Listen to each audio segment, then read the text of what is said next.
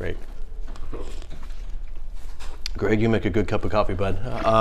Thank you. I made you do it yourself.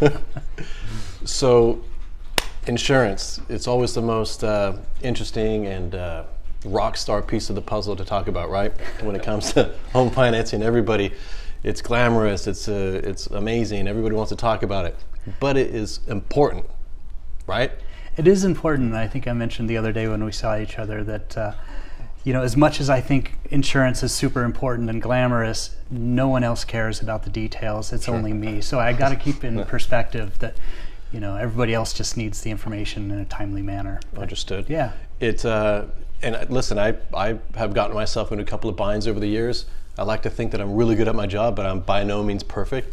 But the insurance piece is hyper important to have, kind of at least have a quote, at least have something up front. Especially when somebody's buying a house, so that piece of the puzzle is not straggling at the 11th hour, right?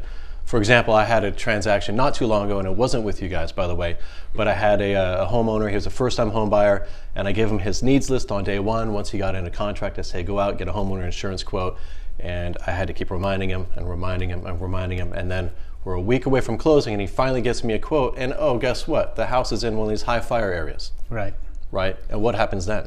Yeah, well then, you know, people are scrambling, and we've seen with other situations where deals have fallen through right at closing. So what we encourage people involved in your industry and from the real estate side is to get a hold of us early, get a hold of the insurance person early. There's, you know, half a dozen or a dozen different things that could become a problem. We can look at those early, solve those problems before you get into those pinches. So yeah, earlier the better to contact us. Cool. And one of the biggest issues here is the FAIR plan, right? When homes are in, you explain it to me, the homes are in a higher risk area? Yeah. Right? Yeah, so basically, you know, if it's a risky enough area, and in the whole county here, there are plenty of areas where it's high fire risk, and so what happens is the primary carrier won't write the full policy. They'll need what's called a FAIR plan to go along with it. The FAIR plan covers only fire, and then the other part of the policy, in this case farmers, would cover everything else.